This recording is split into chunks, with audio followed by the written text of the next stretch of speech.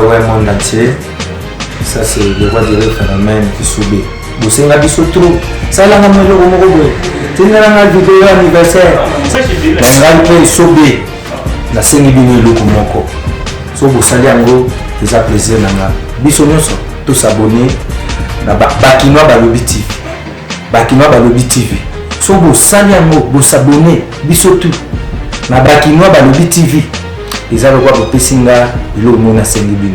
Au moins, ça peut bosser dans merci.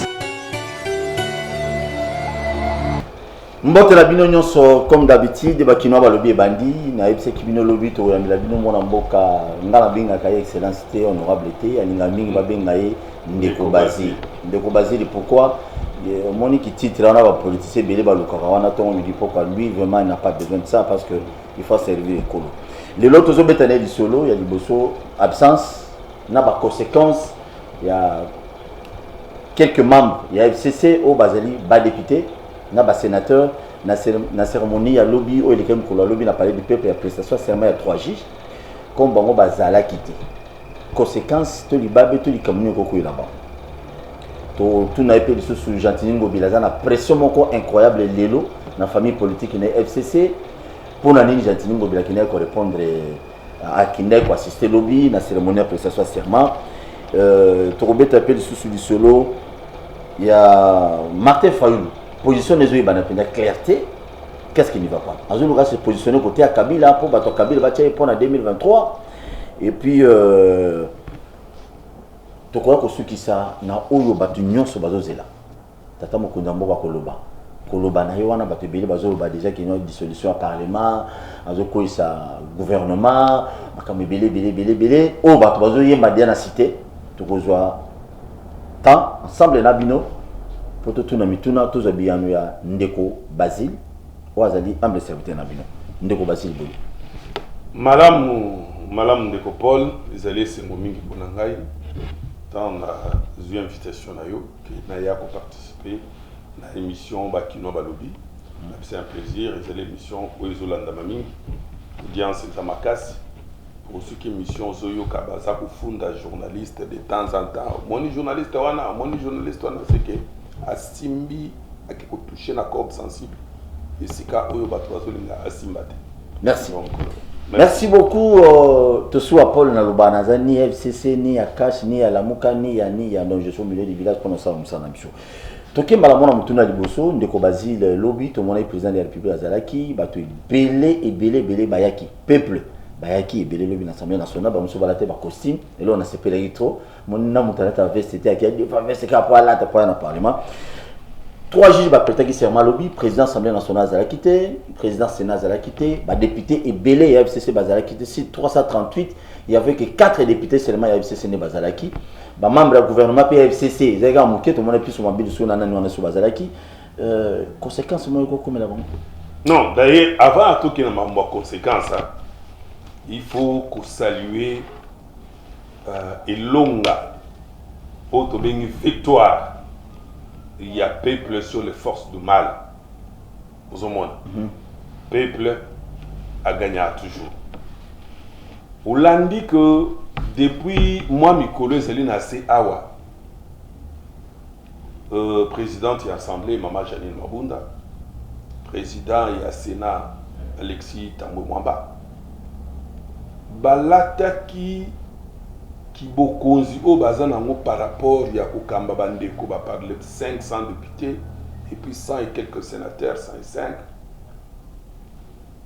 que neti bango moko ne ba komi les 500 députés bon point de vue na ba mi balé na ba sénateur donc ba point de vue oya bango ba point de vue l'instruction ezo na coordination ya ba structure na bango ya regroupement bango politique FCC balima comme sango que non ezali bakanisi oya ba député soni alobaki yango avant mercredi mardi ki koya na bango na koya na bango te e ko sala ta chute jamais batikala ko kanga ebali na singa mboka ifo tambola ikende liboso bazuzi wana misato to bazuzi nyonso baza ya IDPST bazali baleki ya président Tshisekedi te to baya na été bazali ba congolais ba kotiwana to bazala ki nommé engebene na mibeko ya mboka na biso bayi oba bianga mikotala ete nomination wana esalemaki malamu to te ezali mabunda te ezali tambo mwamba te ezali ba député obaye te ezali ilunkamba te ilunga premier ministre. Alors koya oyo bango baboyi koya ezali kotalisa ete oyo ezali koloba makala ki cour constitutionnelle eza na poche na bango ebimaki na poche na bango poche ya FCC poche ya FCC elongwe na poche na bango ozomona cour constitutionnelle ezongi ya état congolais ezongi pona kosunga peuple congolais et non pas kosunga bango. Oh na bandelaka toujours likambo ya ngai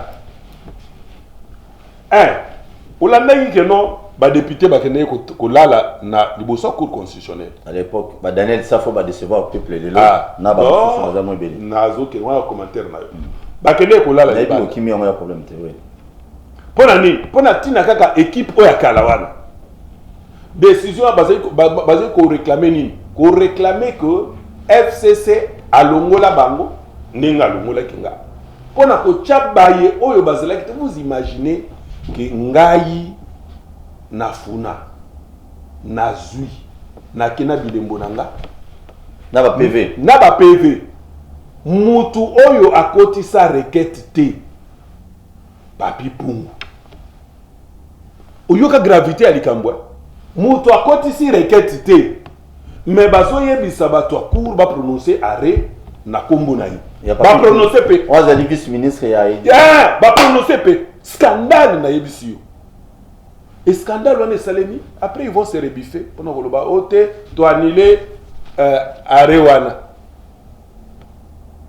Est-ce que vous comprenez cour en ndenge wana siko otambo président Félix bico rouge alobi a corriger ba passe wana ko alobaki te tokotala makambo wana nacha bayimbo nani ayebi procès Kalubati en tant qu'avocat ngamoko na sepela na ye na sepela na musala na ye asalaka lelo juge bokobo elaye pona nini asala musala en toute neutralité. Mais bazoloba bien avant continuer bazoloba qui non cour wana ndenge zali composé il y aura grand kasa inde zali dominer babi tribalisme ya Félix de monani na secteur wana kambuana ti ozoloba Félix est tribaliste vraiment est-ce que bato baza vraiment na motema malamu ya koloba makambo.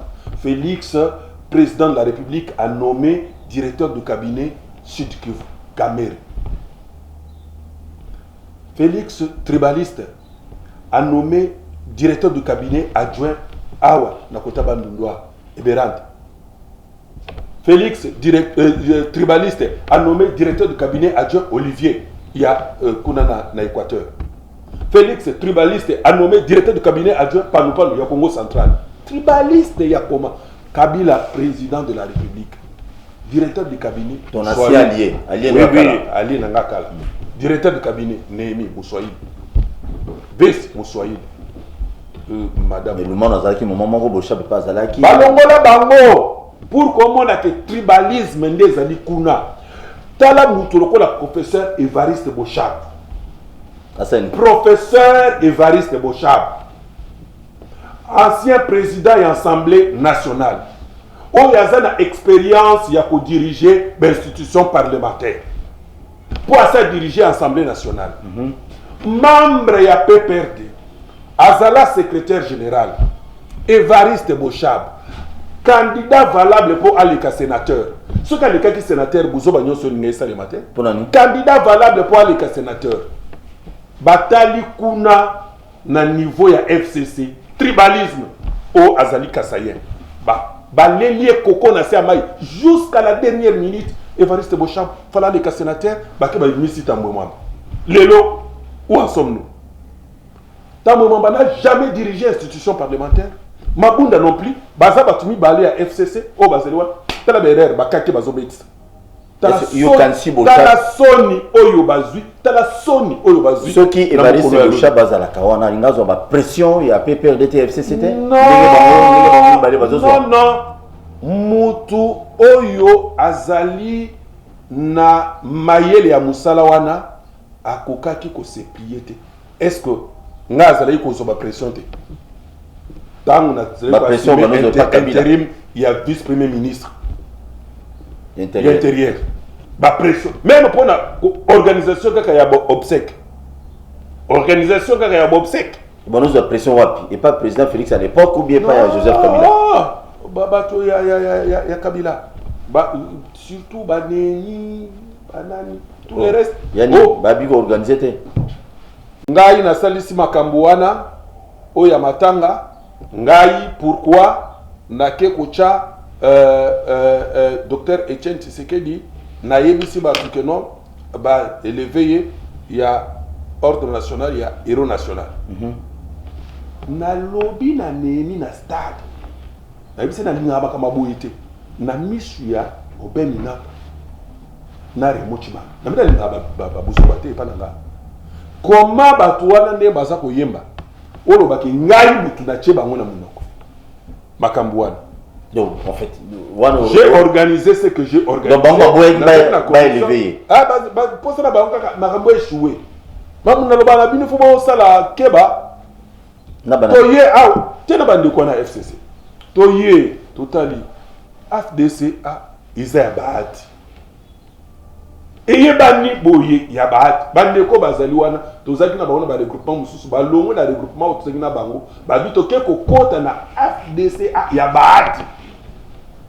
Mais les lots, ils en font un problème pour la FDC à Bahati. Na benga secrétaire général avant la longue. Conscience n'a pas cause de la suite. N'a la télé m'a libo soit cher. On a télé libanzam. Na lingba comme pas mate. FDC a et yebani eza à Bahati. Tout la makambo ya bote. Bahati ndelinga batu tinanda. Ba menacer yo. Te ba yena na ndenga malembe ko. Oh non, moni tout ça Raïssa lobby na boyi. Toye kokota makamso sur la pression. To vandi awa pression voilée mo bayibi ke non muto esprit ACW a pampa mate. Mamba Sankuru. Oh non, Raïssa Lobi que non nabi jamais. Akoloba atinda yo que non yo za la candidat kuna yo mo na ndenge nini. Biso tozali bibwele na ye. Jamais. Et na ibisi li passe na ye na lobi soki ezali boye que no euti pa na passe na Jeannette Kabila comment passe baser be na 12 Jeannette Kabila ko se rendre un mauvais service na miso Mugalu na miso ba notable nyonso na Sankuru mauvais service ya nini que non batinda que via la mère azala nini candidat unique oya uti et pas ya Kabila comme candidat unique na Sankuru na bité goza na ndengwana bakende ko wela na kuna que le meilleur gagne. C'est ça. Donc, si on a une pression, na libéré ba otage. Na manyema ba otage au groupe Mai et Kanaki. OK, kuna nini? Otiki fulani, otiki député oyo, OK. Est-ce que nga obligé na tamula na binu ba député ya kuna ya manyema ya Salamabila? Naza obligé na tamula na binu. On a pression quoi. Est-ce que naza obligé na tamula na binu? Oh, toi, ça va conduire le président de la président Bato Félix Antoine Tshisekedi Chilombo Ayoka. Nabi Kolanda Bango Te. Nake, na Kozonga, na Koyana ba otage wana. Nake, na récupérer ba mindele wana. Ba miseka ata 1 franc. Ata 1 franc te. Donc, ingelo. Donc, bandeko wana soki ezalaki Bochab. Na ndenge toyebeli professeur Bochab. Alingaki ACDT na ba intimidation to la injonction et pour la wanate pour alinga qui a comprendre déjà que non oyo bozolo ba oyo ezalaka boyete moni mutu na la diriger le ko wanate yango moni bazo tomber na berere wana lelo yebi ke ba donner ya ba leçon ya politique ya chaise vide que non ezali malamu te o te bobi makate politique ya chaise vide ça ne paye pas. Comment mabunda na tambwe mwamba comment neni mwilanya na batu na ye coordonnateur ya FCC akoki côté ya bango lelo que non ba sécher ba yate na prestation de serment chaise vide lelo combien lundi omoni hein nzembo oyo tozali kobeta mingi tant tovandi attendele mokili ekobaluka mokili ebaluki nani ebaluki le FCC chef vide mais Kabila te mais FCC Kabila azakani na makambo wana te nazoyebisa yo groupe moko ya bato bazwi en otage nazopesa exemple Kabila asololi na président Tshisekedi toyebi ke coalition wana ezali mpona régulation ya bon fonctionnement ya institution basololi très bien parce que ndenge ezali wana président rapidement ntango azwi pouvoir il fallait à réactiver que non pour moi économique Gécamine il fallait ezwa alir mosusu et puis SNCC fallait peut changer d'animateur pour être ya solo awezo bima kuna na niveau ya ba locomotive bazo kumba yango ils ont parlé basolo laki président Félix de bonne foi ndenga zali play comment flatter Félix c'est toi nazoyebisa ma comment flatter toi on dit le positionnement parce que positionnement na minute ba repesa zela na posita donc il faut qu'il découvre vice ministre bafutaka ye $4,500 ministre fait dans combien ministre il est dans les 8 000 12 000 so na ilo flatter pour na la ministre pour na la vice ministre ils allaient charge ya mboka ça c'est ça lui wana tout comme vice premier ministre mais so ba pesi on peut boya so ba pesi na boya ti surtout so ka pesi nga que non na souray so ka pesi les allaient charge pour na zo regretter azo ko travailler na bato bazali loyauté et pas na ye nazo ya but non batu nyos musu ba incompétent mususu oyo ya FCC bazali loyauté tozonga na contenu conséquences absence nazo yebisa le solage de Camille pour comprendre que non ermo Kabila zana makambo rapidement pour makamba tout les ebeli bayokani est-ce que ndeko ça batu mibale okopesa na place wana na nomination oyo tout ça la yango ndenge zali Kabila non pour le moment batu wana tout ça ils m'ont déçu voilà Kabila ouais naza na batute nomination bon pour ça naza na batute parce que basolonyo surtout ezaya komemate o structure oyo na oyo bavanda basololo c'était direct mais ça na batute et ça les mandenge au salema tout ça le président regarde batu oyo bazana expertise avérée pour la makambo na Gécamine na SNCC a nommé bango a nommé Baba Kyungu PCA na bwanya pour na kotala que non makambo na zone kana kuna esengeli asala kuna a nommé DG oyo Sama Lukonde a nommé ye kuna mutu azana histoire basala kuna baboti na ye basali kuna bazana histoire katanga mobimba eyebi ndenge tata ya mwana wana vina yesu kakine babomaki ye kuna na katanga na kolonga na ye na kipushi kuna et ça se passe c'est fini le président a signé ordonnance et bimi les groupes wana ya FCC les 12 gaillards Baza 12 les 12 gaillards dans les 12 disciples les 12 gaillards balamuki ba ibisi Kabila babiote mon président Saliwana eza ya moté comment qu'on nomme batu wana na Gécamine a nommé batu tant basolo la kibini bozalaki babaloki ba yebisi Bouivine Mumba qu'on notifié te à désobéir na chef de l'État. Vous voyez vraiment bande kwa boye ça bande ko to sengeli tout amuna na bango.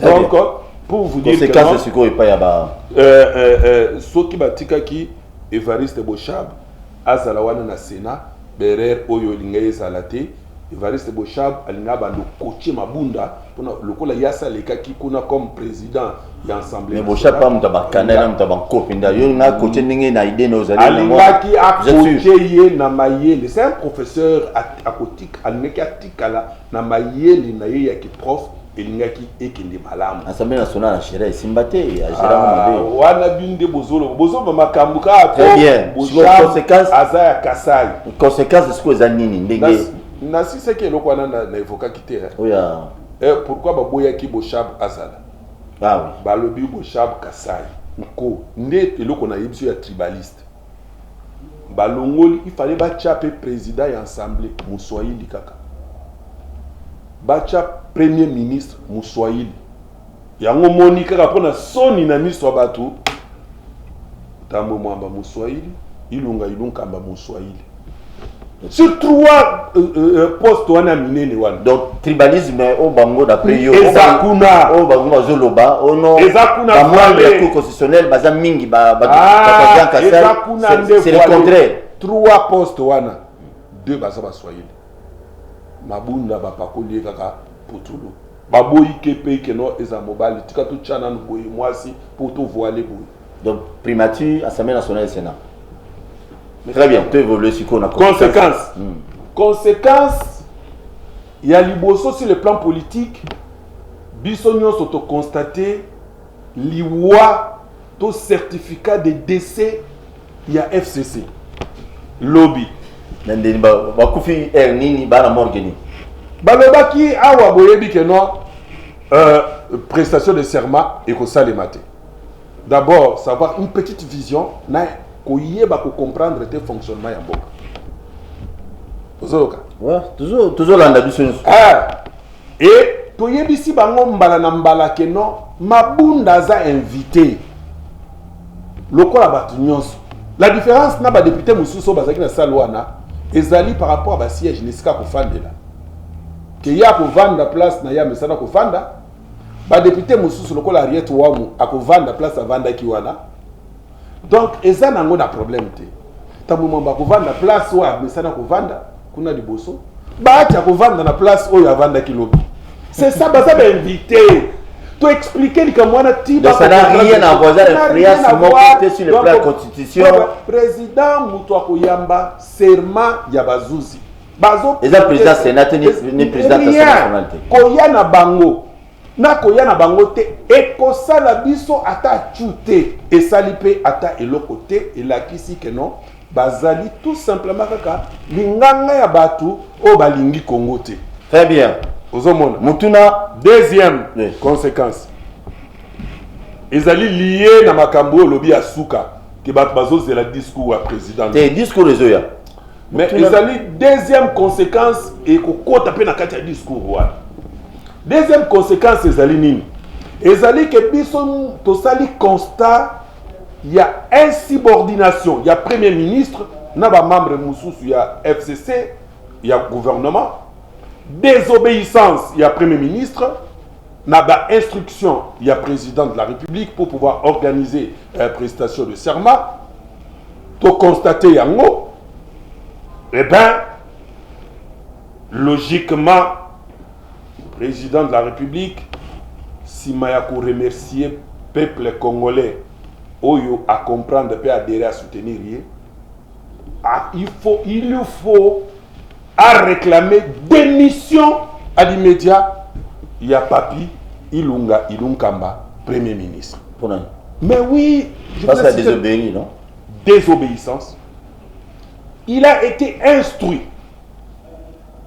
en plein conseil des ministres pour que a organisé cérémonie wana ya prestation de serment. Également ministre en charge de relations avec le Parlement, Deon Koussou, a été mis en contribution pour que va s'occuper de Kambouane. Basali yango te. Ezali ko désobéir à l'instruction et chef de l'État. Ce qui, la Constitution, et prévoir des sanctions contre Mabunda, na Alexis Tamomamba. Par contre, sur le plan disciplinaire, Oyo, Premier ministre Assali, na Oyo, Deon Koussou, Oyo qui instruit en plein conseil des ministres, et ensuite, membre du gouvernement, Oyo Bazela qui invité. Membre du gouvernement, il y a FCC, Oyo Bazela qui invité, Yete, prétextant que Bango Nde Yebi Constitution Malam, prétextant que Bango Bamiche na place, il y a Bakambi, à Cour constitutionnelle. Merci. Interpréter procédure, il y a président de la République qui est illégal. Alors, na Bango Moko d'abord, il faut lobby, déposer démission à Bango. Logiquement, c'est ça. Merci. Nazar tout le monde autour il y avait quelqu'un à FCC, gouverneur de la Kinshasa, Jantiningo Bilambaka, Azalaki Lobi na prestation serment, ça s'est dit déjà à niveau à FCC, à PPRD, à désobéir na bango, le gouverneur Lobi, il a accueilli comme autorité à ville à Kinshasa, il était invité. Au Pessingaï, raison Makambuna Loba Kino Awa, il y a Bochab, que le professeur Bochab, s'il était là, il allait mieux conseiller Bandek Moussous. Ngaï, Naoutikuna, Naïbi comment les choses fonctionnent. Le gouverneur Gentilin Gobila, gouverneur il y a Kinshasa, Azali, gouverneur il y a FCCT. Mais Aouta na FCC. Aouti na FCC, mais dans les cas d'espèce, a bien quitté pour une activité, il y a parti politique. A bien pas que le quoi assister na cérémonie, il y a prestation de serment. Je l'encourage, à Tikalandengwana pe alongwa kuna. Gentili, longwa na FCC. Mais il gagne quoi? Mais il y a longwa déjà, c'est. Oh. La députée déjà, on va SMS, je vais le connaître, appel Wana Ezali lancé na ba gouverneur Nyonso. Jacques Kiaboula na Katanga. Au moni nenge Katanga ils ont changé. C'est parce que le président de la République vous soutient. Ce n'est pas parce que un secrétaire permanent est parti na yo tout nani azako soutenir yo. C'est parce que le président de la République vous soutient. Mouyej Manguez Mas. Ah on n'a jamais. Ah, Mouyej Atika Kabila. Attention. Mouyej Atika Kabila. Il a dit clairement la délégation, il y a des députés tribalistes Oyobake comme on a yé, qui ont créé une association de députés des coins. Qu'elles n'ont écouté, il n'y a qu'un seul président de la République qui s'appelle Félix Antoine Tshisekedi Tshilombo. Demain, il peut me démettre Binoumokope Sangam Salade. C'est quelqu'un, nous avons dit ça, ils ont battu, ou ils ont basé la FCC, ou ils ont basé le Gobé Makamounio sauté. Et aujourd'hui, Mboka, Ezali Kokende, Ndenge Ezali Kokende. Zoé doit faire très attention. Yakoye Bakolanda, ce que Ngobila a fait, ce que Mouyej est en train de faire. Aujourd'hui, Tala, Loala Banenge ça peut changer. C'est grâce au président Félix. Tanganyika peut se développer grâce il faut à Joseph Kabila. Non, Zoé Kabila, Jeannette, il s'implique là-dessus pour que Tanganyika et qu'il est bien. Pour voir que ça m'a sauvé la famille. Non, nous avions à son temps, avant que tout ait une élection, mis beaucoup de moyens, le gouvernement de la République démocratique du Congo, mis beaucoup de moyens pour que nos stades Tongama, Banzele Salema, ba bloc pétrolier au Izali Kuna. Tanganyika. Ouais, pour que nos toye ba ko tchabatu oyo ba ko exploiter yango pour le développement ya Kouana, pour la position stratégique au yango ezanango. Merci. Ce n'est pas que un individu. Évolué. Aujourd'hui regretter le Loningue Janine Mabunda na Tambo Mamba Bazali, ou azali président du Sénat, ou azali président ya Sénat, est-ce que vous avez regretté nango?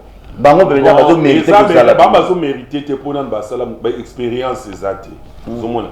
Ou l'expérience penza za zéro na nini wana ba zo memela biso kaka ba discussion ba makabo ezangatina. Na yebisaka batu mais on dirait balanda ka émission na ngate. De jour kaka liboso on a moni président de la République à s'exprimer à partir de Londres.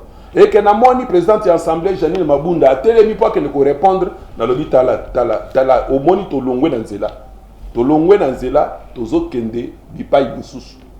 Et banda kakara mukoloana. Alors il fallait déjà batu o bakoy ko coacher bazong sa bango dans zela bazong sa. Tala soni oyo ba yokisi FCC. Merci.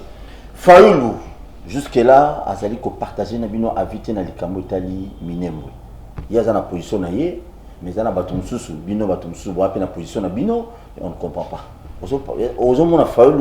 Parce que tu as cité, il faut soutenir Kabila indirectement pour qu'il y ait en 2023, FCC, comme c'est candidat Farana Bango. D'abord, en 2023, élection au Salati. Bon, année élection au Salati. Année élection au Salati. Il y a que non, pour le moment, na ndenge tozo kende.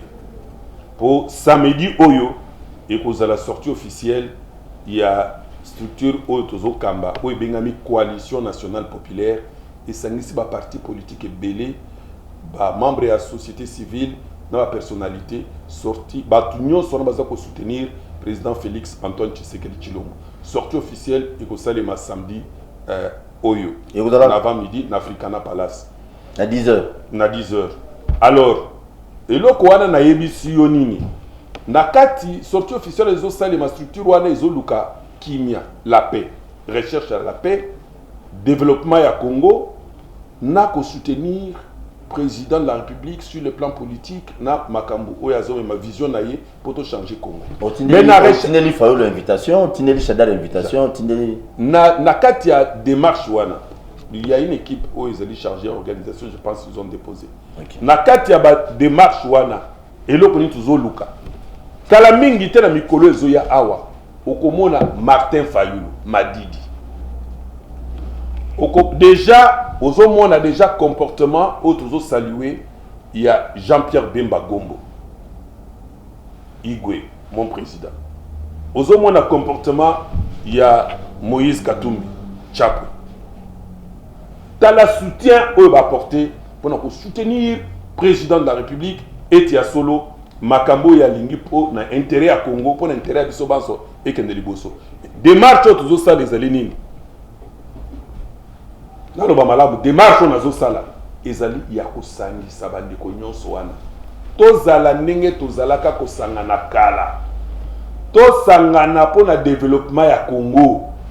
Congolais allez la lisusu nzala te allez la lisusu pas cité. Tour oyo ezali tour ya président Félix. Tika ete masolo tozali kosola na eside na Martin Fayulu. Na chaque fois tozali na ba réunion na pouvoir oyo ezali na présidence rotative. Makambouana to tchana message to soutenir président Félix et si ka erreur ezali to sembola yango mboka oyo to tombola yango président Félix akotika la éternellement te soki alongwe mususu kati na bango kati na biso akubangwende wana tokeyi.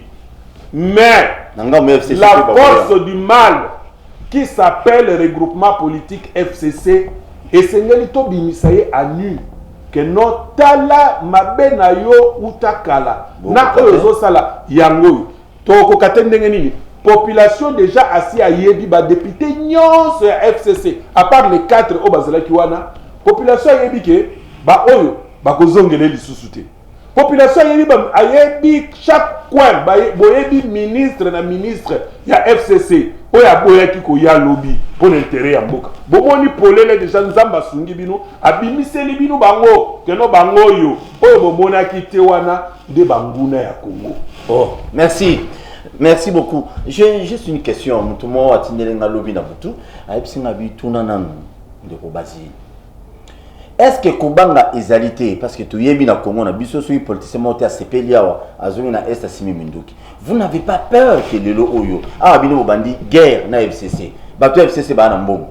Ba na mbongo belé. Est-ce que bo banga te que non la minute muke ba roso madame Minduki bazongi kuna bitumba no baba no mutsa. Félix il faut pas bengana parce que Félix est un dictateur. Selon ba discours bango o ba sa babi régime ya Félix c'est comme ya azane dictateur. Bozo banga te non ba rébellion ba no botamate. Comme d'habitude, nous sommes ça en Congo. Wana ezab intimidation et Kosimba PT. Président Félix a eu pouvoir à coûter 137 groupes armés étrangers locaux confondus. 137 groupes armés. Soutenir dans mon discours? Non, pas soutenir dans mon discours. Batou ezali na batou bazuzo ba soutien ebele. Batou oyo bazana koyiba ba minéré na biso bazali sima batou oyo bazali tout ça bazali sima pour des raisons na bino ba policia ko ya na kisasa oui o bazo we la leadership bazali na sima ba oyo bazali batou oyo non batou cache que nous soutenir rébellion d'engeni bo banane ba ko soutenir batou oyo ikara ya FCC. Ah OK. Donc batou FCC selon de ko bazili la bi bango batou soutenir ba groupe armé mingi. Bah oui, nazoko ça. Te wana na kati wana nazalaki na kati ya réunion nazo ba notre mokonzi ya sécurité. Ouais. Nazali na réunion bazo yebisanga ko omoni awa nde tozana Nord Kivu. Chaque tribu est un groupe armé na. C'est-à-dire oui baza na groupe na bango oyo babengi groupe d'autodéfense nzokande ezosala mabe to mata avion na batu songolo ya FCC bayibisinga mutu songolo akoya te mutu songolo akoya te lokola bozoya na Grand Nord bango bakoya te po bango bauti na sud na ngambo ya Ruchuru bango nde bakeyaki eloko tel tel. Laisse tomber to kota la makambo. Mais bilo nous sommes on dénoncer on était en bozaki bino nous. Non mais tant to yé rapport na ngai faut tanga yango. Ko dénoncer nazo pesa rapport wana. Rapport mutu na pesa rapport. Mutu ngo peut traite. Olandi yo moko. Na Joseph Kabila. Te ozo kota Kabila ozo kima bato bazali ba responsable. Te nazo tuna parce qu'il y a alors nazo loba na yo que makambo o lobi ya rébellion yango te po Félix akuti 137. Kabila c'est là qui n'a pas arme. Donc 137 groupes armés. Armé. Kabila n'a pas arme, n'a pouvoir, n'a mbongo ngoyo zoloba oyo. Bazala ki nango. Parce que c'est 137 wana. Lelo Félix mbongo ezate, OK? Nengo zo kanisa ke no lembele makase ezalité. Tenga kati bomote. Ndenge bango bazo kanisa. Ndenge bango bazo kanisa. Il se trompe. Ndenge bazo kanisa. Ba kanisa ki angote ke ezali kwanga na nguba. Tala eloko bazu mbata mukolo. Mercredi, on va parler du peuple. Babaki ko sali maté tout ça. Telle loko ba sambu. Alors peuple anzala. Ah, nazo yebisa. Oui, ne distraction bazo mabiso wana. Au lieu de s'occuper na peuple, bazo mabiso na biloko. Non. Au moniga mutu akangamiyo na makolo. Olingo bimoke no lukela bana kwanga. Ya akangamiyo kaka otozo bunda. Yo olekisi mundelo ya parcelle nanga et tout ça. Tani no kene ko lukela bana no bilo wakolia. Donc FCC n'est pas Chibombo. Donc et bosso no moko akangamiyo na makolo. Là c'est compliqué. Alors qu'est-ce qu'il faut faire? Il faut que soutailler alongwa pembeni na yo comme ça pour la nzelo que no lukela bana no bilo wakolia. Très bien. Alors nazo ya makamolobi ya rébellion et ko sala eloko moko te soki ba meki force ezali oyo ya kokitisa ne tolongwe na 137 tokomi na moins de 30 ndenge mpe tokosala ba tikoloba ah ben oui ba groupe armé à est on est qui sur ça et quelques le commis moins de 30 mécanisme de président Sali président de là là font la téléphone pour tout le monde a fait des discours ya kobenga ba compatriotes wana babima oyebi qu'il y avait des groupes armés oyo bazala ki mécontent pona nini comportement il y a EcoGarde, il y a ICSN, surtout makambo etali ba zone tampon. Bazo pekisa bango, ba ko sala musala ndenge longobani. Batu bobotoli bango bisika na bango akala. Donc ba ko sala ndenge nini. Neti na salamabila, ba maimai wana, ya Cheikh Hassan. Bo bengani population, esika na zai ko vanda, bozoli bango solution te ba ko sala ndenge. Président Félix a pesi solution. Ya maloba. Kolobete, Bobima. Botika manduki et batouana bayoki bayeyi kotika manduki on lié que baye bako exploiter malamu réduction ya batouana non ilunga mama kamuna yezali kaka ya koboya kokenda na prestation de serment yena ba ministre na ye mais on y a ko s'occuper na ba o batiki minduki baya passe yango yoki président de la République. Il y a moko à partir ya Goma koloba ete ngai na kotika mongali ma awa na kokende kuna na kende ko superviser opération wana ya démobilisation. Mais oui, c'est parce que charge Moussale Lekebele azana premier ministre incompétent qui doit démissionner Lelo, bien il doit déposer sa démission. C'est l'obino. Mais incompétent. Batindi a organisé simple cérémonie à prestation de serment. Incompétent, il est incapable d'organiser ça. Merci. Merci beaucoup, Moutounou Asuka. Donc, Makambouana rébellion. Là, no pungi. Mbalo. Ndenge na yebisa yoke Makambwa balkanisation ndoto baba. Et otika la kosali mate. Et ça très bien. Il y a au moins une école. L'État congolais a une école dans le but de vous na matata. Boloba na biso boto na biso 1000 écoles on peut éviter boto on espace tenu. Président Félix Tanwaye awa. Si les 1000 écoles wana et sengeli batu bayeba. Asilisi 118 écoles parmi les 1000 oyo bango bazalaki nango oyo basilisa kité. 118 fondation pas rien babandika bakwema angle ya nini asilisi yango. Na en dehors ya 1000 wana 15 déjà et salemi et celi akosila na minute na zoloba oyo pour battre le temps nazo soutenir le président de la République bazo ba té ozo ke le flatter na minute on nazo ba oyo na ça dossier na ngana maboko ya nini ya ministre ya EPSP ndeko na ngai mai ya chwapa andima comme ça na pesa ye batu oyo baza na mbongo batonga 600 écoles bozong saka mbongo malembe na ba mibu ekoya batonga 600 merci 600 Yokola Vous avez soutien, ils ont soutien et tout ça, pour merci beaucoup. Mais Nasuka va passer au poste ministériel. Oui, mais poste ministériel, nous avons mérité. Nous avons mérité. C'est politique à Congo. Moi, je suis allé boyer. Bon, tout ça, politique pour conquérir le pouvoir. Nous avons le pouvoir. Ils ont beaucoup à Félix. Ok, on est FCC, on va ça, on va relâcher. C'est qui mi bango 18 ans il y a plus ou moins 40 écoles. Bon, bah école les ébélés dans le bêtis du Soroka ya Tchango. Oh bazali les associations et bailleurs. Oh bah on a l'état congolais comme nous besoin d'école était, bino boîte coopérer. Bah sina ba mikana na bango tout ça va fonctionner dans l'état. Donc comment on a l'école à l'état. Mais l'état congolais sali que il faut pas foutre ba bailleurs ou ba kolo ba école privée wana ou comment ba école à l'état ba côté mususu. Et ça dit que ma solo mbongo il faut pas foutre à bango, ça fait 90 mois si je ne me trompe pas. C'est quoi ce pays et comme le ministère de la Finance, il semblerait bah vendre ça mon assez. Est-ce qu'il y aura des allicanicité, il y aura Bimsepe Félix Mabé et pas à Batou Anate? Non, mais il faut que ça le plus rapidement possible. Je pense que mon frère et ami José Sélé, le ministre de la Finance, et Sengeli, l'Ikambouya enseignement, Azanango Bokebimingi. Moi, je sais que non, Bato Moussousou, au Bazali à FCC, Bandi Maramakambu Bindi Melate. Ouais, président Félix. Bato Moussousou, il y a FCC, Bandi Makab instruction, il y a FCC, il y a coordination, il y a FCC Bindi Melate. Donc, ma proposition, c'est une miatine de la banque. Ah, Bandi Mariamote, Baza Bato, Azo Vanda Boataliti, Abilikambo, Ezali Malam, Ndeko Pius Mwabilu. Au moins, il y a Kendeke Kuna. Pour moi, ça sert à quoi Ngaï, membre du gouvernement, et l'autre Yokani très bien au conseil des ministres, Ngaï n'a pas l'instruction, il y a Moutou Aza Chomer, Moutou Aza Libanda, Kuna Aza membre du gouvernement, il y a Kendete na Kendete. Joseph Kabila, comme Ali Banda, il s'est envoyé à Tijinezum. Joseph Kabila Moutaïb, c'est Nemi Moutaïb, c'est pas. Très bien. Il y a coordonnateur, il y a FCC. Ok, tu évolues sur quoi? Alors, il y a ministre, il y a finance. C'est ça le rôle de José Sélé.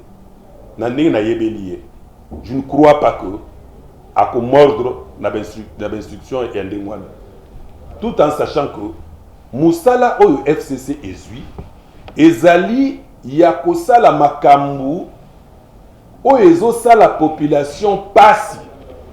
Mais quand na poso, il y a président Félix pour initier na population wana. Ndakisa, ko futa batu na retard. Ezali po population asilika, ayi na président Félix. Ndakisa, ko boya ko futa batu, to ko pesa batu courant. Bien aimé. Bolanda nga malamu. Batu bazo gérer au quotidien ezali FCC. Premier ministre azali à FCC. 80% ya membre du gouvernement ya FCC. Ah oui, des journalistes. On dit quand même des secrétaire national, exécutif national. Il y a CNP, coalition nationale. C'est le patron, c'est lui qui gère la coalition. Alors, Nazali Kolobakeno, plein il y a FCC, et il y a sa président Félix et pas battu. Tela et l'eau connaît un lobby. N'a pas un exemple, 5 rapidement. Exact. Comme finance, n'a pas que ministre et la finance et Sengeli a foutu à l'école wana ba conventionné wana. Ba enseignant wana mbongo na bango za likola mesa na ye a signé ba futa batu wana mbongo na bango. C'est plus simple monsieur le ministre. C'est plus simple. Ce qui est dossier za na mesa na yo vendre les bango. Attends c'est ça lobby dégager les bango on va pas à l'aise. Pour te dire que stratégie à FCC ezali ya koyinisa président. Groupe abatebele boye ba futi bango te 90 mois ba za l'impayé po ba bima na balabala. Oh ni Félix azo futa bisoté. Non, ils ont allé en côté. Donc, monsieur le ministre Alex Adossier. Bazana ba acte toujours oyo ezozala malamu te mpona oyo etali mokonzi ya mboka. Ok, téléphone efungwami sikoyo bokobenga botuni mituna toyamba je crois ata 5 personnes parce que minute ekei, mais en attendant tozotuna mutuna ya oyo ya biso ya lelo ava toyamba ndeko wana suka président de la République azoloba d'ici là tout le monde na Kinshasa. Bon, nzela na toyamba y a insisté mingi. Allô, bonjour. Bonjour. Comment on a bengi wapi? Ngama pasa na bengi na quartier GB. Quartier GB, toujours comment on passe? Na lobby hein? Oui. Papa, ngai lobby ba na nga ba ke classe T. Modèle bato FCC ba tchaki makelele na ba réseaux sociaux na bi na banyi mobule koza. Ba tikali ko sala ta geste moko te. Ba kanga minoko na bango ba lembele. Oui. Eloko moko net basali te. Ba tika ko ba français milai na télévision. Ata ba lobini, ata basali toko ina Félix te. Félix biso ko sala ra net ba juste basala ka te ba lapida Yesu. Biso to lingi ye na ti na suka toko sala na ekaka. Bango so ba lobili susu. Ba kanga minoko na bango. Merci. Mijibi tokolanda bango tata. Merci beaucoup maman na sepeli makasi. Maman mapasa, maman na GB. Vraiment na yoki passe we sali wana mais ko eza constat o sali que non ba mesana ko zo biloko batu sans droit. Un voleur za muto zo iloko mutu sans autorisation. Omoni eloko na zoloba. Maman wa lobi makambu ya mutuya mais tam susu okolekisa ngobo. Non, bana na yeba ke classe T. Non, bana ba tebele ba tebele. Psychose zaki total. Il y a des gens qui sont allés à l'aéroport na 6 heures. Croyant que non, c'est l'hécatombe, c'est la fin du monde, batu oyo. Nani FCC. Merci. Vous comprenez ya mamutu mususu, minute de très biso muki. Allô, bonjour, comment on a le bengi pour bengi pas d'insulte. Insulte je coupe. Oui, toujours kayo. Allô. Oui, allô, bonjour, bengi wapi kita volume à télévision toujours kayo. Oui, na bengi une émission. Oui, toza émission en direct. Oui, to bengi une émission papa. Loba toujours kayo. Ndeko bengi okiti volume à télévision pour que bien. S'il vous plaît, et puis pas d'insulte. Boyebi awa, soko fingi na kati. Mutuna to bondo tuna chef de l'état zoloba. Mais on il faut répondre parce que y a on débat c'est la mingi. Allô, bonjour. Bobenga na numéro Vodacom T, bobenga numéro Orange.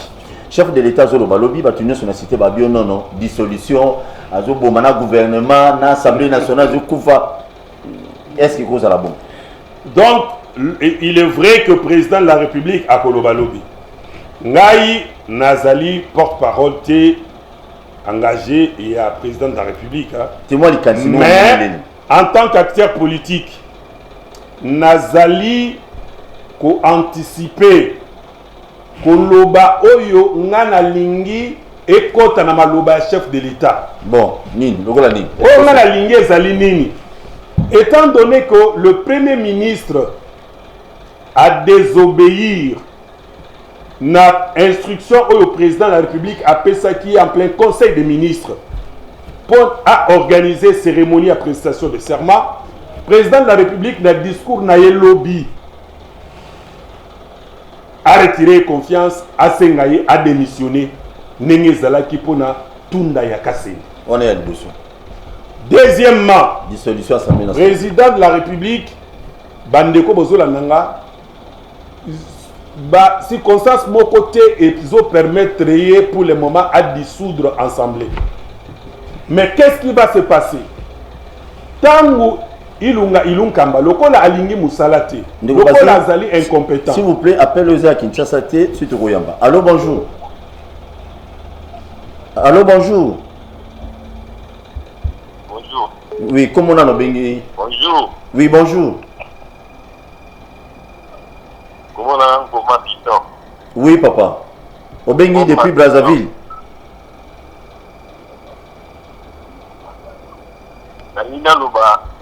Nangina luba bato FCC wana batika mboka wana kimia moto azana ya mboka aolinga mboka eke malamu donc étranger olinga mboka eke malamu te.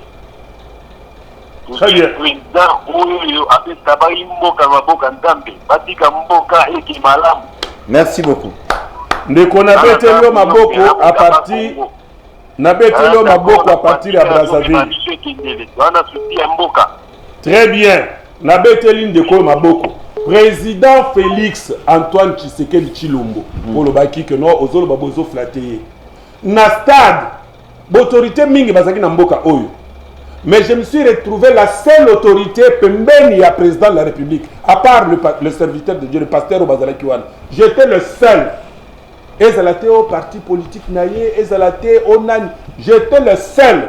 Ezala na armée, ezala na police. J'étais le seul. Yakozala pembeni naye pour que n'accompagner à dédier mboka na maboko nzambe. Mutu oyo apesa mboka na maboko ya nzambe. Nzambe akoyokisa ye Mobutu jamais. Nzambe akoyokisa ye Nzambe akoyokisa ye sonité. A soutenir Tina Souka. Oui, allô, bonjour, comment on a bien biswa?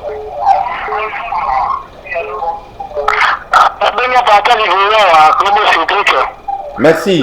Ma question est zani papa union sur la mission du débuti Togomo Kenana Souka. Oh, donc tu as tout le makamwa discours. Il y a discours. Oui, comment qu'il a. Le président a dissoudre parlementaire malgré absence autre monakiwana. Mais qu'est-ce qui va se passer?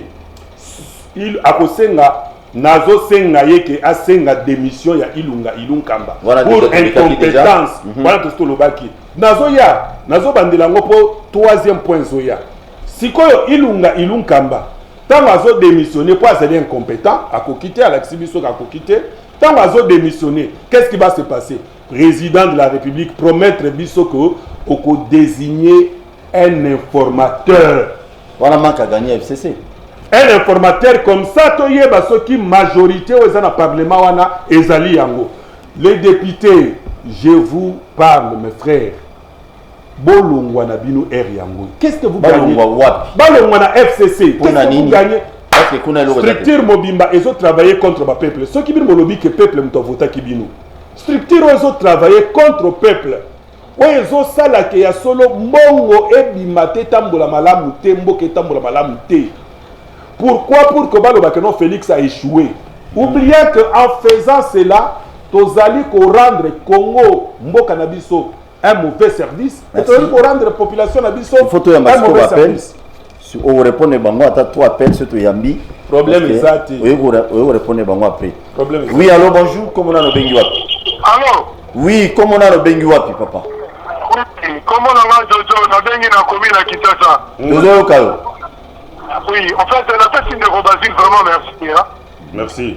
La personne, merci, c'est vrai, tu sais, les Congolais appartiennent pas à Kabila. Merci beaucoup. Les Congolais appartiennent à tous les Congolais. Très bien. Tu sais, Kabila a travaillé pendant 18 ans. Regardez la vie sociale du Congolais, c'est de malheureux. Tous les Congolais sont de malheureux. Alors. Comment tu es député? Tu étais élu par la population. Et tu prends l'ordre. C'est un individu. Un individu qui vous donne ordre.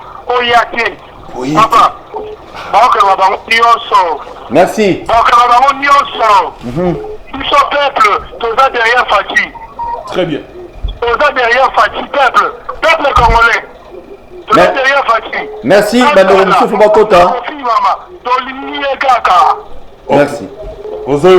Donc, peuple Azali déterminé, le peuple a gagné hier, yo député, élu, soi-disant, par le peuple là, un individu appelle ça yo mitindu, que l'on va au kendoté. Zéla Mouké, tu es Mabatu, sinon tu es Baozarampe, Namakana Babile. Non, Yamba Babo. Si on va poser au Mituna. Batuna, Yamba. Kabila, les Loromina, comme qui n'a fait. Non, Batouamo regretter fort. Combien un numéro à Vodacom, s'il vous plaît? Oui, allô, bonjour Ndeko. Tozali d'accord na muto. Oui, bonjour, Bengi wapi comment on a? Bonjour papa Nangai. Boni bino. Qui m'ezali? Merci. Ngai comment nanga prophète John. Na pesi na bino merci pour la émission. Mais na lingi ko rappeler Ndeko Basile. Soka koye banga tango banda ko sala na radio à Roger Lombal. Aza prophète na exake na moni nzamba soutenir bokonzi ya président Etienne Tshisekedi Benanzela mwana na komona ba juif baye bakati riba oyo ezalaki na monde de ténèbres ngai prophète John ndeko bazila azalaki na mutuka moko ya rouge allez bien comprendre déjà oui nini na nyonso tolobi monsieur papa prophète bokonzi ya Félix eza bokonzi ya Nzambe ata babundisi ekosimba te mpo Nzambe aloba bandakala ndeko bazila ayebi yango numero na ngai yango wana oyebe ndeko bazila azopo tosolola merci azobenga yo après émission numero na yo eza ya solo makambo oyo prophète oyo azali koloba prophète John ayebisanga asakolango mais jour wana ntango alobi bato badutaki mwa moke président Félix azalaki allô bonjour kita volume ya télévision po toyoka o bien allô bonjour papa nalobi boyi merci d'abord na ndeko Basile merci na ndeko Basile na mama solo Basile kita volume entre dans le mouvement vers solo ma case ils ont rien parlé de comme le du peuple vous allez mobiliser pour soutenir ce bishop peuple est dans le but FCC a dit que vous voulez biso je voulais apporter la biso dans mon corps que Adam a dit qu'on le communauté biso peut se combattre donc toujours derrière pour ce notre mokosala on va faire pas kanga bakote tu vas dire que ça va être solo ba biso c'est très bien merci donc bandeko bazana raison bokanga oyo kosalema ba tu oyo wana FCC bazalai koloba que notre président Félix est dictateur bokomona dictature ango ya solo parce qu'à partir d'aujourd'hui tant que président a koloba lobby fini ba blague. OK allô bonjour au quatre membres que photo presse allô bonjour allô bonjour oui tozo kayo bengi biso apikomona ngai comme na prof abus na bina dire na komina monga fula tozo kayo ndiko rapidement lobby ava tu vana kisika moko boye to vana na politique na ile pa ndiko bati le ministre ya finance afuta basoda mbongo na yi ila basoda do déclarer que aga bien salaire na bango fite kingi mbona mwanzo futa mbongo ti ati mokonzi makambo ya salaire ya basoda ezapa aboka ya ministre ya finance otala yesa bando basi lo ba finance apin mbongo ya basoda basoda do déclarer mbongo na bango ya salaire si sona bafuta nditi ba déclarer mbongo ba salaire afana kutu kwa bango solola ba basoda merci ya la civil sur la soda pour marquer alors quand on se va ya salaire au futur mbongo basoda merci très gentil très bien il faut qu'on parce que si on va nous répondre moko tu lis à minute il y a un autre programme après biso voilà oui je disais je crois appel Nabino et ça n'a bien parce que pas d'insulte pose à la bien la fois passée tu yambi ndeko Basile au check téléphone t'es pourquoi oui allô bonjour oui au bengi biso comme on a kombo na bengi na na bandal ouais tozo ka ndiko likansi zani na nyoso o landi biso na ninga na lo babu papa amboleka le bina parlement bata FCC besa ibambe na bango kabila inaka te kofuka lokola badolite oui likanisi après merci je crois continue on appelle pour ndeko à répondre ndeko ministre ya finance na bakambia basoda bazolanda biso priorité ezala na salaire babengango solde ya ba militaire pesa bango mbongo na bango mbongo ya fonds de ménage libéré yango pesa bango ezana basoda oyo abimaka 30 sur 30 azongaka ndako te lelo garde awa lelo garde awa lelo garde awa pesa bango mbongo na bango je vous dis pour le bakia ce président piso musala au sala te toko sala pona nini président il faut la accompagner ceux qui boyei et puis le président l'a déjà dit que zana ba ministre oyo ba yé pona ko tia les bâtons dans les roues au lieu d'agir ko signer mukanda songolo ozonga na kinga kati même quelques ministres à cash ce ko yé ozo sala musala na wote ndenge longobani koko longwa donc ministre ya finance basoldat bazo réclamer mbongo na bango pesa bango salaire na bango. L'ouvrier mérite son salaire pesa bango mbongo na bango. Fonds de ménage bazali ko réclamer pesa bango mbongo na bango. Priorité na lifuti ya batu pesa bango mbongo na bango. Ndeko ya bandal azali koloba ezali prophétie te mais ezali analyse ya sali ke kingakati kokoma lokola badolite. Eh ben qui sikoyo bandeko FCC nan ba comprendre te. Je l'ai dit à maintes reprises, ne restez pas des nostalgiques. Pouvoir ici et longwa. Oyebi e malamu te. Oyebi président kingakati il y a tout hein. Arrête, qu'est-ce qu'il y a? Et là comme côté mboka oyo ezali ko appartenir à bolo ba mibali hein. Ya nini to mobali ya nini?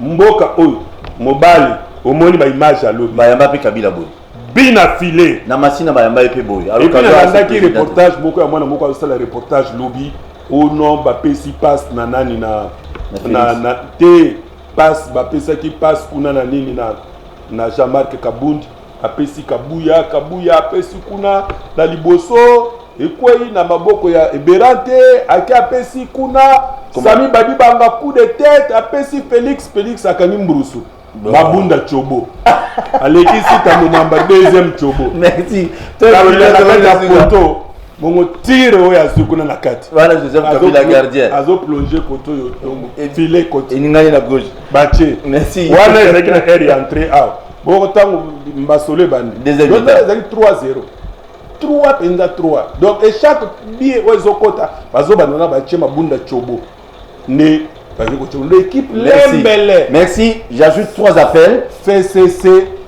Lembele. Ok. 3 appels et puis tu sais le Babokabana invité à Souka. Allô, bonjour. Allô, bonjour. Oh là là là là. Donc, n'a pas si faveur, appelle Misatou et puis Botuni Mituna Abine Pandeko Bazi. Par après, le Tuni Mituna Souka, Poto Kabanaye, pour Bapé ce programme à Miloulou et à Lobby. Oh, baro. Allô, bonjour. Allô, bonjour. Merci, Obengi Biswap, comment on a dit? Abengi Bino, na commune à Limité. Oui. Toujours quand on décore rapidement, papa. Comment on a Patrick, Nalingakina Loba. Nalingakina Loba, Ndeko Patrick, merci beaucoup. Merci. Problème est ça que Ndeko Basile, tu es bien pas la banque. Le président de la République to yebe pana bango ndeko kabila na batu na ye to yebi e pana bango te batikala kolinga Congo te batikala jamais kolinga bolambu ya peuple congolais oyo salemi mukolo ya lobi ete ya bango tokotikala sima ya ndeko Basile tokozala sima ya Félix Tshisekedi ndenge mokili oyo kokota mabele kozala mokili ozomona yasolo esali biso pasi makasi komona bandoki wana basalake no mboka na biso ezalaka na pasi courant pasi mai pasi ndeko Basile aza mutu moko avandi na bango ayebi bango malamu makambo nyonso ozoloba tozondimela ye mpe tokozala mpe nsima na ye. Merci beaucoup ndeko ozoloba makambo solo tokozala na bobangi te mboka oyo eza ko appartenir à mutu moko te. Président de la République le seul s'appelle Félix Antoine Tshisekedi Tshilombo. Allié ya Joseph Kabila Kabange. Non, nazoyebisa yo que non restauration ya autorité de l'État. Les ezosali yambi mu CC. Allô, bonjour. Oui, bonjour. On est là passé la émission. Ozali en direct ndeko. Kombo na no bengi biso wapi? Nazana funa na commune de Kinshasa. OK, tozoka kombo nani? Kombo na ngai Pasteur Kenan. Pasteur Kelan. Tozoka ndo pas pasteur. Ndeko Basile nazo senga na yo vraiment d'abord un merci. Ma vesa na zalaki penda fana na yo te. Mais la senga d'abord merci parce que lelo quand même na kobenga on a sens à repentance sur se repentir vis-à-vis de l'équipe. Mais na kosenga na yo que cette fois-ci soit décision moko ferme. On a un homme intelligent, on a intellectuel, tu es aussi chrétien. Vis-à-vis à Unisozolo Bawana, je te soutiens. Pour soutenir le président, qui met à Namboka, Papino Sobazana, qui met à Boulungu Zala. vraiment kende liboso avancé na terrain wana toza na sima président comme je na sima na yo. Merci beaucoup. Zela tozwa ndeko yo. Allô, bonjour, comment on a bengi? Allô, bonjour, Obengi biso wapi? Allô, ezanga ndeko Vincent à partir ya Monga Pool. Oui, papa Vincent. Tozo ka contribution de zani na masolonyo to betia. Ouais. Papa journaliste ceci nanga et puis na sepende na moni ndeko Basile na plateau. Elo nanga na tuna eka Basile na papa Basile. Oui, papa Vincent. Ba makambo ya 100 kuru. Biso ba ressortissant à 100 kuru to na problème makasi. Comment la province depuis kala yaka bongo. Alors, au tiki soka bongo bino na président Félix ou bien souci. Vraiment bon côté la biso makambo te. Merci. Très bien. Province Lusambo eza kotika bongo. L'audia problème. L'omela problème. Quand le problème, il veut le finalement yonde ressortissant, papa. Bolodini pour la biso. Très bien. Merci. Ok. Tokatina rappelle parce qu'on n'a plus le temps. Na régie basa biso signe que notre débordé déjà minutes. To pèse honorable Ndeko Basile. On répond à nos bandeko et puis aux hommes analysolo où il y a sous chef de l'État l'obininga golobo bossa olobai qui non akoiko sur des parlementaires et puis aussi ça poto chité parce que après il y a notre programme il y a Ndeko Nafuna pasteur Kelani, merci beaucoup pasteur homme de Dieu. Lobby Mbalo Yoto Zoa décision moko ferme. Oui, la décision elle est ferme pour que soutenir le président de la République Félix Antoine Tshisekedi Tshilombo. Mutu nyonso oyo azali na bolingo ya Nzambe kata motema na ye esengeli to soutenir ye. Et puis azana bolingo ya Congo esengeli to soutenir ye. La preuve na lobi nazalaki kaka na ye biso mibale comme autorité oyo tozalaki wana pona ko kabamboka oyo Congo na maboko na Nzambe. Tango asalaki yango, c'est que aucun président n'a fait esengeli ko soutenir ye. Pona bolingo nyonso azotalisa pona Congo esengeli to soutenir ye. Ba erreur moye to kota na ba détail et explication nango pour le moment ezalité mais si erreur il a fait vraiment mais ya culpa nzela ya malamu nzela ya Félix ko soutenir ye akende liboso tokotika yete akosala ba mandat na ye mibale ba député nyonso bolongwa na FCC bo soutenir Félix bakopesa bino occasion tika asa salita na ye sili to soutenir président Félix pour que tokende liboso makambo ya Sankuru ndeko c'est très important likambo ya Sankuru.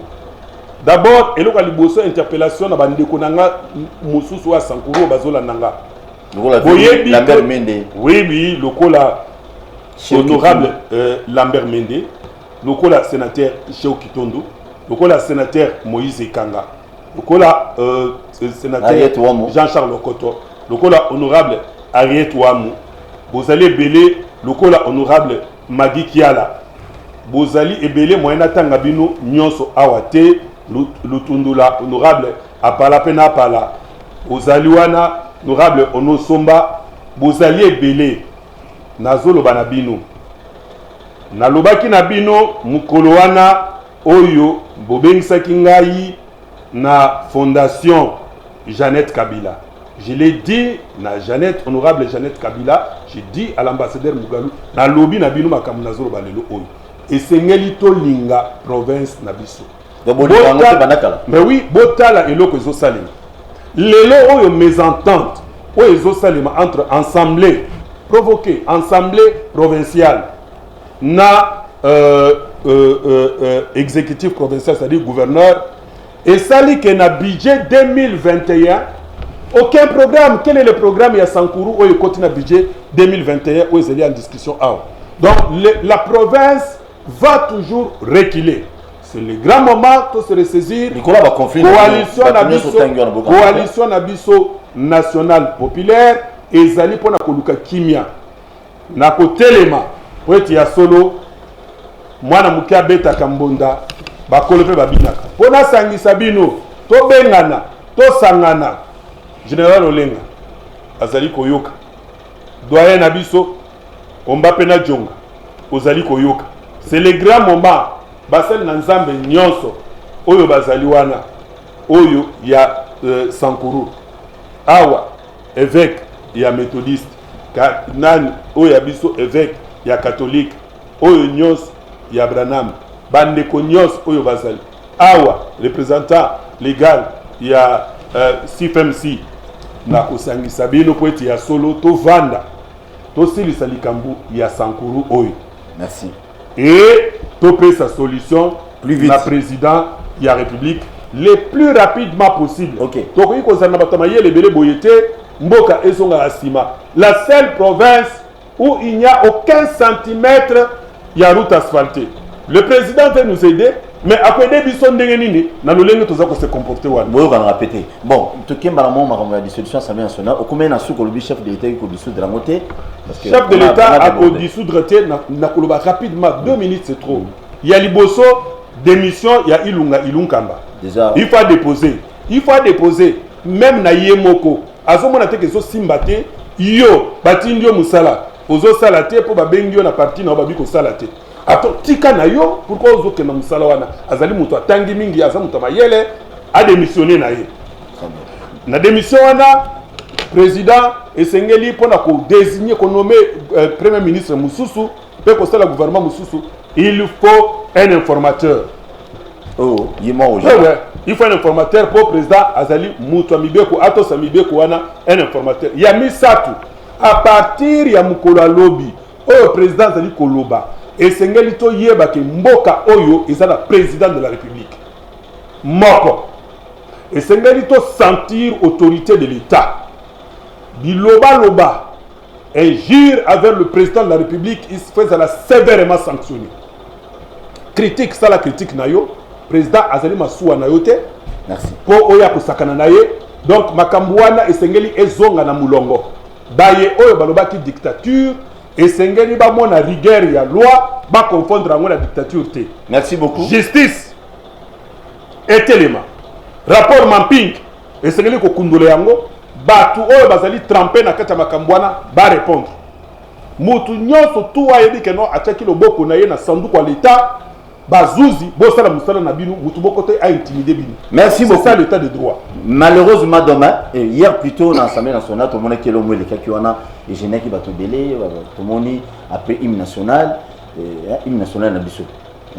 Debout congolais tout qui avant modérateur a continué bandi les sous hymne national et IDPS.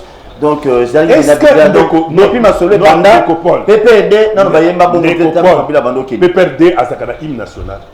Bazana hymne na bango. Bazana hymne national. Hymne national hymne na bango. Na bakelele bachaka. Je me rappelle Natangu Kabila azalai ko yakuna ndeko bazi oui. Kabila azalai ko yakuna ezalai ko pesa basali makelele à tel point que pesina mina pour président de l'Assemblée Kanda. Abeti marteau a kameri bangabi na ko expliquer binu ko benga même protocole na ba service de sécurité ba misa likola makelele basala ki pona ka sikoyo bandeko oyo olie basala makelele likola ba tono vide ba yembi nzembo na bango wapi lisumu donc ba militaire ya PP bazali tono vide bakelele pamba bazala ki wana pouvoir bazana ngo nini mbongo bazana ngo basoda bazana ngo chadara azuite. Donc Nzembo ya IDPS on des acquis bien mais ya PP des acquis tono vite. Obengi yango im ya IDPS. Siko ya PPRD ezani. Banzembo bando yeba mwana. Merci beaucoup kaka oya bango kaka oyo ezanga. Grâce à notre transition pour te libérer de Kobazi, c'est le image chef de l'État le bazaki na parlement. Pour tino, te fais merci de répondre à l'invitation. Merci beaucoup. Na banzi to yambayo prochainement pour un sujet mususu. Bande kwa SNP bakanza SNP na zanga boko ha. Na zoloba. Na zoloba dans quelques minutes. Bande kwa SNP. Programme officiel et aux Alandais ni banani bango bengisi. Au sentir na Congo ndenge. Pose à la tege no bo bengisa ka batu ya IDPST. C'est la transition grâce s'il vous plaît. Image à parler du peuple pour te libérer de Kobazi. Mais avant de libérer Ndeko Basile, merci. Oui, nazo lo baboye. Nazo rappeler na batunion sur Bozolanda biso. C'est bien bon, mes chers frères. Le Congo est appartenu qu'à la famille politique. Vous, les politiciens aujourd'hui, vous croyez que non, il faut tout ça la guerre, biso na biso FCC cache. Bozo se retrouver na sima ya biso peuple. Bozo li a bozo mela, mais bozo songer l'intérêt à peuple té. Cache FCC. Bobo tamilo bilobia. Ba Congo cache na FCC to ga lobi lobia. Et bon ya mubutu 32 ans na bokonzi. Limo le kola mungu na mai.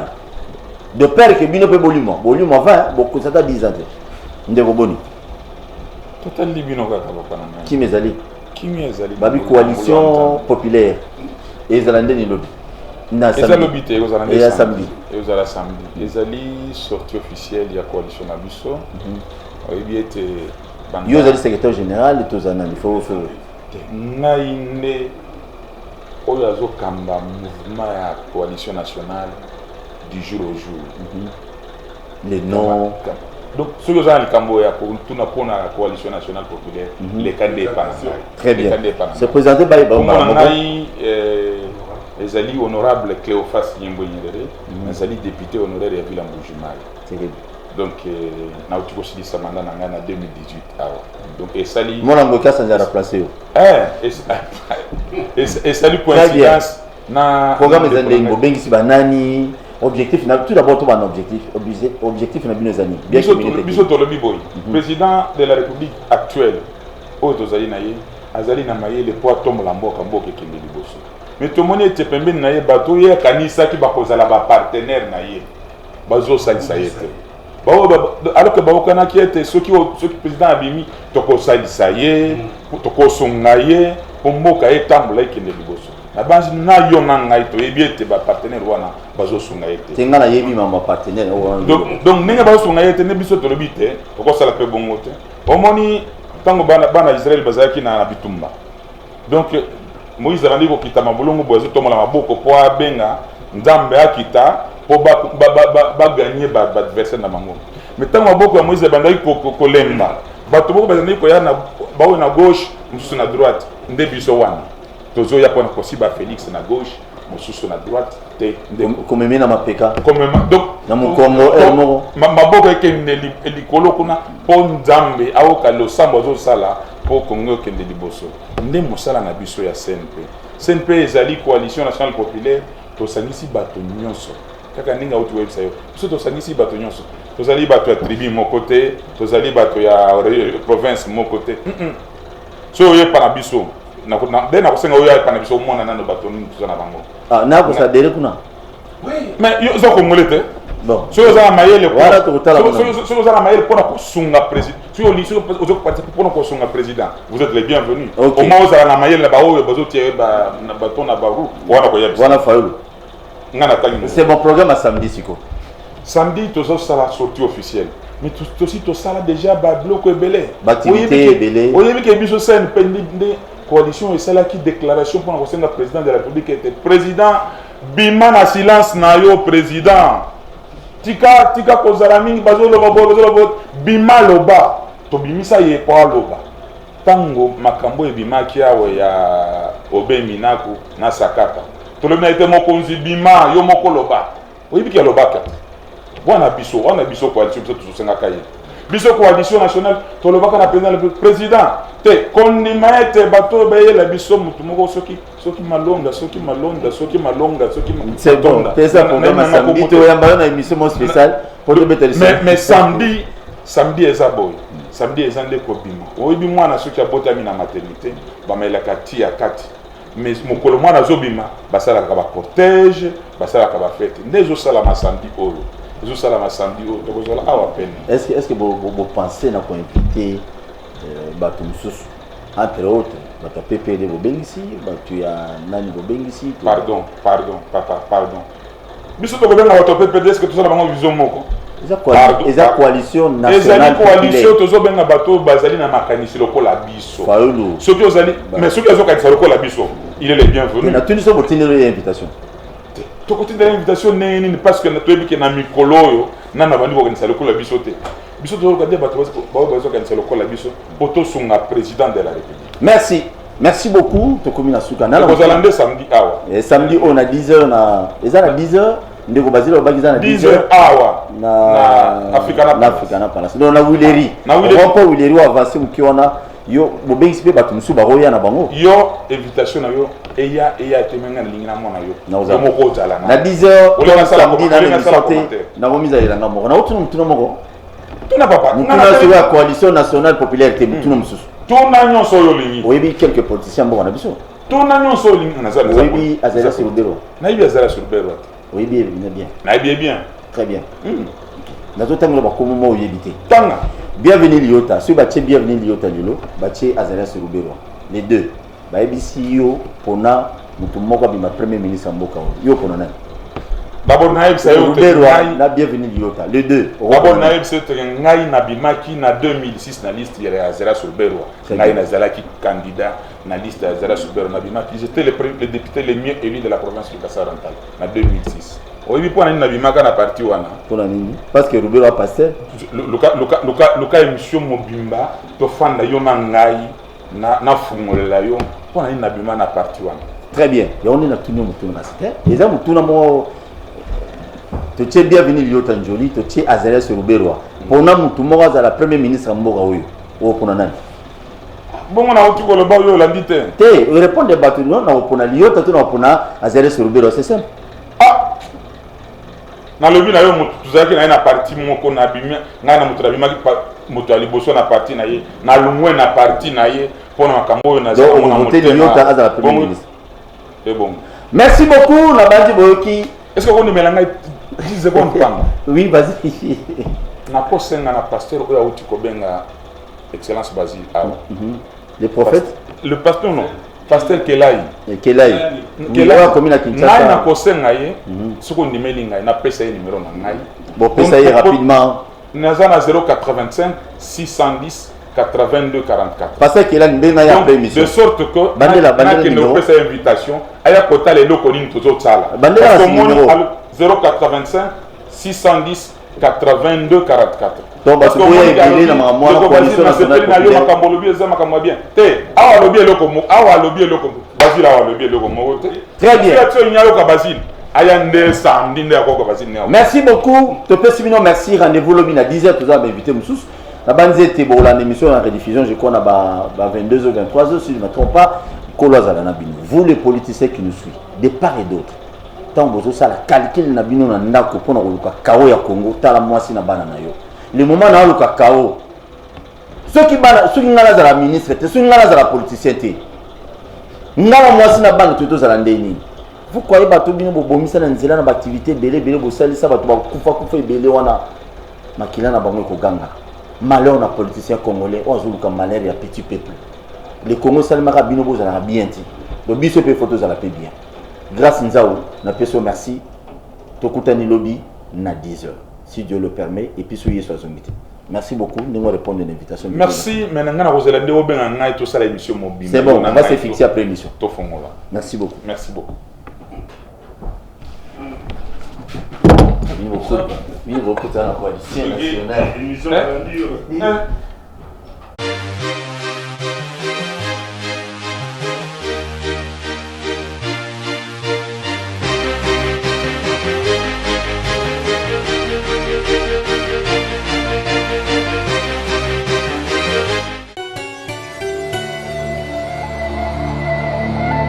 ouais, monde entier.